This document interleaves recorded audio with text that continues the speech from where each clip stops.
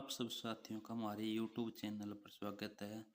आज से हम आपको मैथ के आरपीएफ में आने वाले कंप्लीट मैथ की क्लासेस हम अपने YouTube चैनल पर मिलेगी, जिसकी शुरुआत हम आज करने वाले हैं। आज हम डिस्काउंट चैप्टर को कंप्लीट करेंगे। सबसे पहले इसमें हम उन डिस्काउंट के सभी कंसेप्ट को क्लियर करेंगे और उसके बाद जब जब अपना कंसेप्ट क्लियर हो जाएंगे उसके बाद हम मैथ के जो डिस्काउंट वाले सम हैं वो करेंगे, ताकि हमें उसकी प्रैक्टिस हो सके। आप हमारे चैनल को सब्सक्राइब कर लें और बेल आइकन को ऑन कर लें, ताकि आने वाली वीडियो को आपको समय पर जानकारी मिल सके और आप अपनी क्लासेस को कंप्लीट कर सकें। डिस्काउंट रेट को निकालने के लिए सबसे पहले हम डिस्काउंट को सबसे ऊपर लिखेंगे, जितना हमें छूट दी गई है वो ऊपर लिखेंगे। डिस्काउंट जितना दिए गए उनको ऊपर लिखें और जो फेस वैल्यू यानी जो प्राइस हमें अंकित किया गया, मतलब जो मूल्य हमें बताया गया वो नीचे लिखेंगे।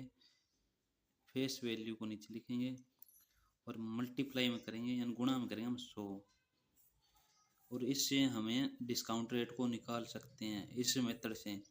अभी इसका हम आपको एक सम करवा कर बताएंगे भी किस तरह से हम डिस्काउंट रेट को निकाल सकते हैं। यदि हमें डिस्काउंट यानी जो छूट दी गई है उसको रुपए में और जो फेस वैल्यू दी गई हो, तो हम इससे डिस्काउंट रेट यानी बट्टा दर को निकाल सकते हैं।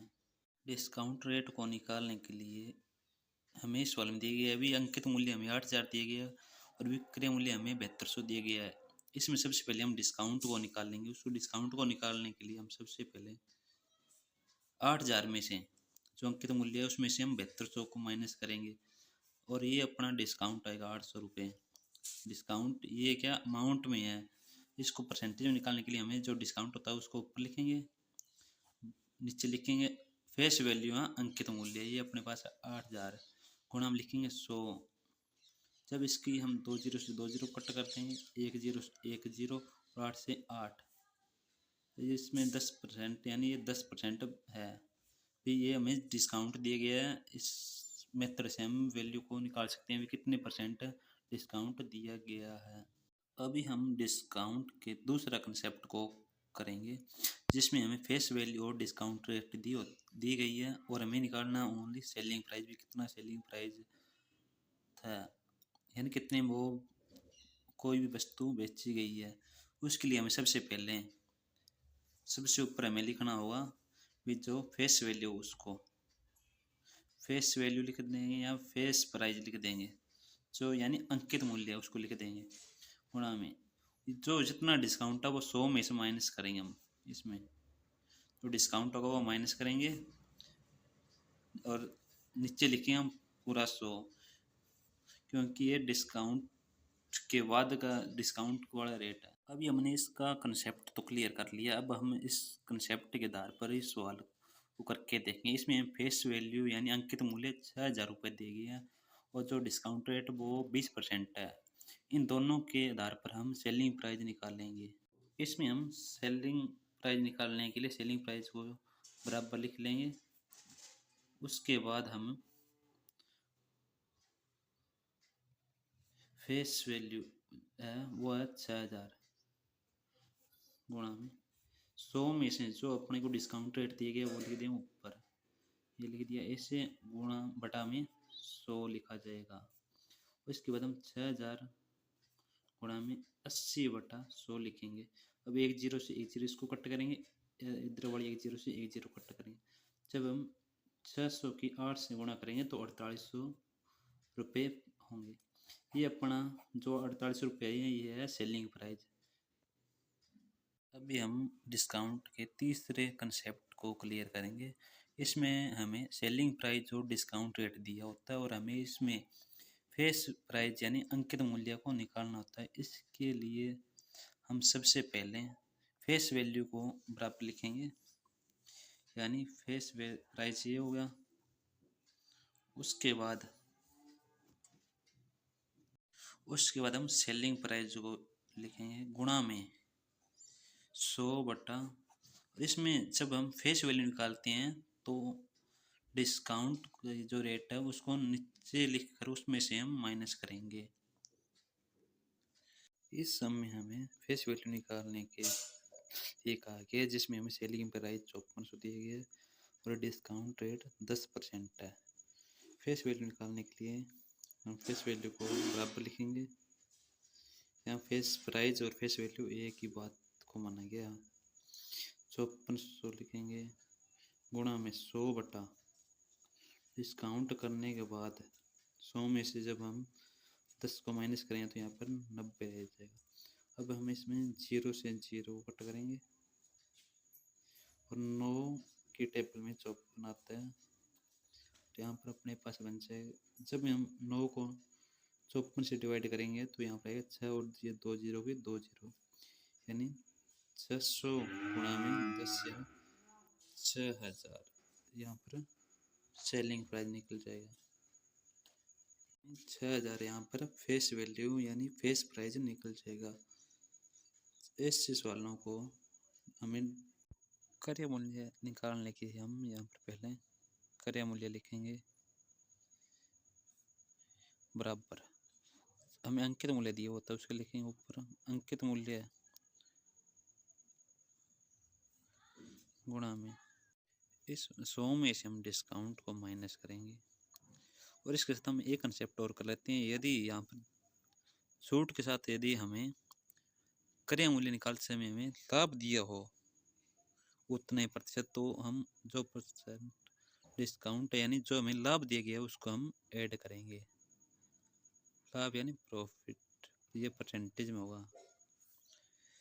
ये अपना कंसेप्ट है। अभी क्रय मूल्य निकालना हो, अंकित मूल्य दिया हो, डिस्काउंट और लाभ प्रतिशत दोनों दिए हो, तो उस कंडीशन में ये हम फार्मूला अप्लाई करेंगे। डिस्काउंट के चौथे कंसेप्ट पर आ गए हैं, जिसमें हमें अंकित मूल्य दिया हुआ और बटे डिस्काउंट दी गई है, और यदि डिस्काउंट देने के बाद भी हमें लाभ हो रहा है तो उस कंडीशन में हमें क्रय मूल्य निकालना हो, जिसमें हमें डिस्काउंट और डिस्काउंट देने के बाद जो लाभ हो रहा है उसका प्रतिशत दिया हो। तो इसके लिए सबसे पहले हम क्रय मूल्य लिखेंगे। क्रय मूल्य बराबर होता है, क्रय मूल्य बराबर लिख कर उसके बाद अंकित मूल्य गुणा में 100 अंकित मूल्य गुणा में 100 में से हम जो डिस्काउंट करना है, जो डिस्काउंट रेट दिया हुआ है उसको माइनस करेंगे, डिवाइड में लिखें 100। इसमें जो नीचे वाली में जो 100 है उसके साथ हम जो प्रॉफिट रेट यानी जो हमें प्रॉफिट हो रहा है जितने प्रतिशत का उसको हम ऐड करेंगे। अभी ये हमने कंसेप्ट क्लियर कर लिया है कि हमें क्रय मूल्य निकालना हो जब अंकित मूल्य और डिस्काउंट देने के बाद भी हमें लाभ प्रतिशत हो रहा है, तो उस कंडीशन में हमें क्रय मूल्य निकालना हो, तो उसका ये कंसेप्ट है। इसके बाद हम अभी इसका सवाल करके देखेंगे ताकि हमारा जो कंसेप्ट है वो क्लियर हो सके और हम इन सवालों को जल्द से जल्द और कम समय में कर सकें। अभी हम इस कंसेप्ट को क्लियर किया, इस पर अब हमें ये सवाल करके देखेंगे, जिसमें अंकित मूल्य हमें 24 रुपये दिए गए हैं, डिस्काउंट रेट 20% है और डिस्काउंट देने के बाद भी उसको 20% का लाभ हो रहा है। तो इस कंडीशन में हम सबसे पहले क्रय मूल्य लिखेंगे, क्योंकि जिसको हमें ज्ञात करना होता है उसको हम बराबर में लिखते हैं। उसके बाद हमें अंकित मूल्य को लिखेंगे और अंकित मूल्य लिखने के बाद हम 100 में से जो हमें डिस्काउंट कर रहे हैं उसको माइनस करेंगे, फिर लाइन लगाएंगे और उसके बाद जो लाभ हो रहा है उसको हम नीचे ऐड कर देंगे। इसके बाद हम यहाँ पर कर देते हैं 2400 गुणा में, आपको पता है 20 घटाने पर 80 प्राप्त होगा और इसमें 120 जोड़ने पर 100 में 120 प्राप्त होगा। इसके बाद हम 0 में से 0 कट कर देते हैं। 24 12 1 12 12 दूना 24 यानी यहाँ पर आए 20, यानी 20 गुणा में 80 बराबर 1600।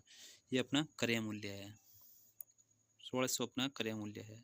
अब हम डिस्काउंट का 5वां कंसेप्ट करेंगे, जिसमें हमें विक्रय मूल्य दिया होता है और उसमें क्रमिक छूट दी गई होती है, तो उस कंडीशन में हमें अंकित मूल्य निकालना होता है। क्रमिक छूट का मतलब ये होता है भी जब हमें एक डिस्काउंट देने के पीछे डबल या ट्रिपल डिस्काउंट दी जाती है। ऐसी कंडीशन में हमें अंकित मूल्य जिसको याद करना होता है उसको बराबर में लिखेंगे। उसके बाद लिखेंगे जो विक्रय मूल्य यानी सेलिंग प्राइस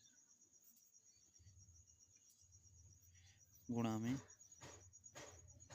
100 बटा 100 में से जो फर्स्ट डिस्काउंट है उसको लिखेंगे D1 गुणा में 100/100 माइनस D2 यानी जो सेकंड डिस्काउंट है। इस जो कंसेप्ट हम अभी किया था उसका हम सम करके देखते हैं ताकि हमारा कंसेप्ट क्लियर हो सके और जो भी डाउट है वो हमारे क्लियर हो सके। इसमें हम सबसे पहले अंकित मूल्य लिखेंगे बराबर में, जिसको हमें ज्ञात करना तो उसको बराबर में लिखेंगे बराबर। अब सबसे पहले हमें यहाँ पर लिखेंगे सेलिंग प्राइस जो हमें दिया गया है गुणा में 100/D1 आपने को पता है 20 है, उसको D1 20 है उसको माइनस करेंगे गुणा में 100/D2 हमें दिए गए यहाँ पर 10% उसको माइनस करेंगे। अभी सेलिंग प्राइस हमारे पास है यहाँ पर 7200 गुणा में 100/80 गुणा में 100/90।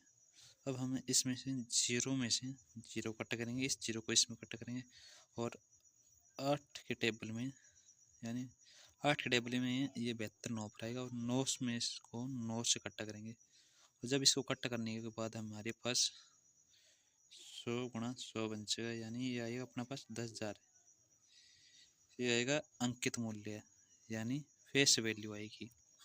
इस कंसेप्ट में हम वस्तुओं पर लाभ छूट देने के बाद होने वाले लाभ या हानि का प्रतिशत निकालने के लिए ये कंसेप्ट समझना जरूरी है, जिसमें यदि कंसेप्ट में अंकित मूल्य है ना वो क्रय मूल्य पर बढ़ाकर लिखा जाता है और उसके बाद होने वाली लाभ या हानि को के लिए कंसेप्ट दिया कि इसमें भी जो x प्लस या माइनस लिखा जाएगा प्लस माइनस वाई लिखा जाएगा प्लस या माइनस जो भी यानी जो प्लस है वो होगा अपना लाभ की कंडीशन में अपना प्लस कर लेना पड़ेगा और हानि की कंडीशन में माइनस में लेंगे।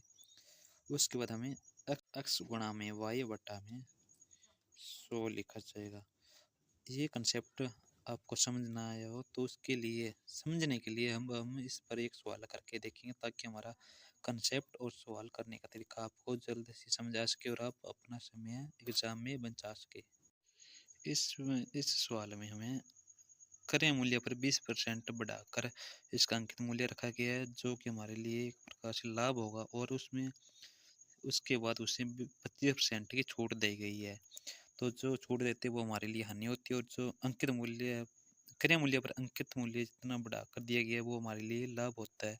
और हमें पता भी लाभ को हम प्लस में लिखेंगे यानी प्लस का 20 होगा माइनस का 25 होगा और आपको पता माइनस प्लस यहाँ पर माइनस आएगा और इसके बाद हम 20 गुणा में 25 यानी लाभ गुणा में हानि लिखेंगे, उसको 100 से डिवाइड करेंगे और इसके बाद करने के बाद हमें पता चलेगा अभी जब हम 20 में से 25 को माइनस करेंगे तो यहाँ पर माइनस का 5 आएगा और इसको जब हम 20 को 25 से गुणा करेंगे तो यहाँ पर आएगा 500 में 100।